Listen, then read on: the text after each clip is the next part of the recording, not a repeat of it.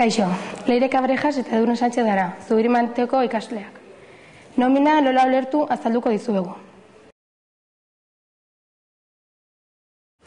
Pertsona bat beste batentzat lan egiten duenean, ordainsari bat jasotzeko eskubidea du. Eta ordainsari hau, bai dirutan eta generotan izan daiteke. Ordainsari hau, enpresak arautzen duen hitzarmen kolektiboan jasota egon behar du, baita ere langilearen kontratuan. Enpresa guztiak behartu daude bere langileei ordainagiri bat ematea, nomina izena zer ezagutua. Bertan, lanagatik ordainduko dizkien gauzuziak agertzen dira. Nominaren eredu ofiziala badago ere, enpresek beste antzeko bat erabili dezakete. Nominak hiru zati nagusi ditu, goiburua, gorputza eta goina. Goiburuan, enpresaren eta langilearen datuak adierazten dira. Gorputzean, bi atal bereizten dira, sortzapenak edo sorraraziak eta kenketak. Oinean, gizarte segurantzaren eta pertsona fisikoen errentaren gaineko zergaren oinarriak kalkulatzen dira. Orain, nominaren gorputza azalduko dugu. Esan dugun bezala, bi ataletan banatuta dago. Lehen atala aztertuko dugu, hau da, sorraraziak. Sorraraziak langileak bere lanagatik jasotzen duen guztia da, eta hauek bi modutakoak izan daitezke.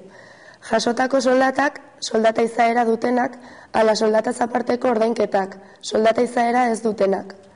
Jasotako soldatak, gizarte segurantzako kotizazio oinarriak kalkulatzeko garaian kontuan hartu behar direnak izango dira, besteak beste, oinarrizko soldata, antxinatasuna, hitzarmeneko plusak, pizgarriak, aparteko orduak, soldataz aparteko ordainketak langileak egindako jarduerarekin zerikusi zuena ez dutenak izango dira, eta ez dira kontuan hartuko gizarte segurantzako kotizazio oinarriak kalkulatzeko garaian. Atal honetan sartzen dira enpresaren indemnizazioak eta beste gastuak, dietak eta garraio gastuak bezala. Gizarte segurantzako indemnizazioak eta laguntzak, baja kasuetan adibidez. Soldataz aparteko beste ordainketa batzuk, generotan jasotakoa. Goazen adibide bat ikustea. Jon Mujika langilea ofizial administratiboa da, eta gizarte segurantzaren taulan azaltzen denez bere kotizazio taldea 5 da. Bere hitzarmenak dioenez, 1.200 euroko oinarrizko soldata dagokio, antzinatasunagatik 70 euro jasotzen du eta hitzarmeneko plusagatik 50 euro. Hilabete honetan 100 euroko aparteko orduak kobratzen du eta enpresatik kanpo lan egiteagatik 60 euro jasoko du. Jasotako soldataren atalean ondorengo kontzeptuak sartuko genituzke. Oinarrizko soldata, antzinatasuna, hitzarmeneko plusa eta aparteko orduak, eta soldataz aparteko ordainketen atalean dietak. Zorrarazitako guztira diru kopuru guzti hauen batuketa izango da. Gorputzaren bigarren multzoa kenketak osatzen dute. Kenketak zorrarazitako guztiari kentzen zaizkien diru kopuruak dira. Honela, langilea jasoko duen soldata garbia kalkulatuz. Hileroko kenketak ondorengoak dira. 1. Gizarte segurantzaren ekarpenak. 2. Pertsona fisikoen errentaren gaineko zerga. Badaude baita ere beste kenketa motak, oso maiz ematen ez direnak, hala nola, aurrerakinak, gauzen bidez ordainetakoaren balioak eta beste kenketak. Lehenengoak langileak gizarte segurantzari egin behar dizkion ekarpenak dira. Ekarpen hauek langileek hainbat laguntza jaso ahal izateko gizarte segurantzari ordaindu behar dizkion kuotak izango dira, eta enpresaburuak bere soldatatik hilero kenduko dizkio. Gizarte segurantzak ezarriko ditu, bai langileek baita ere enpresek ordaindu behar dituzten portzentaiak. Nominan langilei dagozkien portzentaiak aplikatuko dira. Kotizazio motak ondorengoak dira. Gertakizun arruntak, 0,7 eta gaixotasun eta istripu arruntak, profesionalak eta amatasun kasuak babesten ditu. Langabeziak, 1,55 edo 1,60 kontratu motaren arabera, eta langilearen langabezia arriskua babesten du. Lanbide heziketa, 0,10 eta langilearen prestakuntzarako erabiltzen da. Aparteko orduak, langileak bere ordutegitik kanpo betetako aparteko orduagatik gizarte segurantzari 2 ordainduko dio derrigorrezkoak izan badira, hau da, hondamendi kasuetan, uholdeak, suteak eta bar, edo 0,7 aparteko ordu arruntak izan badira. Beste kenketa bat, beharrezko izaera duena, PFZ-takoa da, hau da, langileak hilero haziendari ordaindu beharko dio. Ondoren, langileak urtean behin errendaitorpena egiterakoan erregularizatuko du. Lehen erabili dugun adibidearekin jarraituz, PFZ-aren portzentaia kalkulatuko dugu.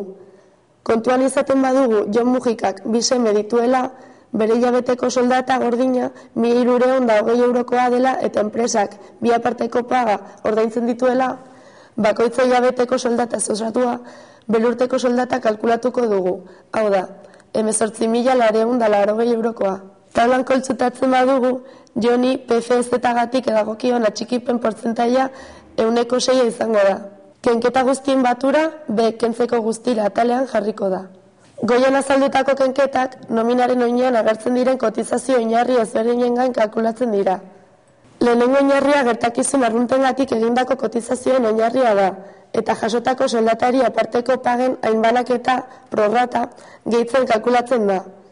Gure adibidean, 1.540 euro izango da. Bigarren oinarria laneko gertakizunengatik egindako kotizazioa. Lehenengo oinarriari aparteko orduen diru kopurua gehituz kalkulatzen da. Honela, 1.640 euro izango dugu. Hirugarren eta laugarren oinarriak aparteko orduen oinarriak dira, derrigorrezkoak eta normalak. Egindako aparteko orduen kopurua jarriko dugu, gure kasuan 100 euro izango ditugu. Azkenik, 5. oinarria dugu, PFZ-aren gaineko atxikipena. Atal honetan, sorrarazitako guztira jartzen da, soldataz aparteko ordainketa ezik. Hau da, gure adibidean, 1.420 euro izango dira. Dietei dagokien 60 euro kendu ondoren. Kontuan izaten badugu, Jon Mujika ofizial administratibo talean dagoela, hau da, 5. mailan, ikusten dugu bere oinarriak ezarritako oinarrien barne daudela. Portzentaiak ondoren gorara aplikatuko ditugu. Gertakizun arruntak 9,7 izen bereko lehenengo oinarriaren gain aplikatzen da. Langabezia 1,155 eta lanbideziketa 0,10 bigarren oinarriaren gain, hau da, laneko gertakizunen oinarriaren gain aplikatzen da eta aparteko ordu arruntak 0,7 hirugarren oinarriaren gain aplikatuko da. Kuota guzti hauen batuketa ekarpena guztira atalean jarriko da. Pertsona fisikoen errentaren gaineko zerga atxikipena 6% izango da eta 5. oinarriaren gain aplikatuko da. Kopuru hau ekarpena guztiari batuko zaio eta kentzeko guztira atalean jarriko da. Eskuratzeko guztira langileak kobratuko duen soldata garbia izango da. Hau da, sorrarazitakoa guztiari kentzeko guztira kenduta. Laburtuz, hauek dira nominaren zatiak. Goiburua, datu orokorrak. Gorputza, langileak kobratzen duen guztia. Soldatatik kentzen diren diru kopurua. Eta oina, soldatatik kentzen diren diru kopurua kalkulatzeko erabiltzen diren oinarriak.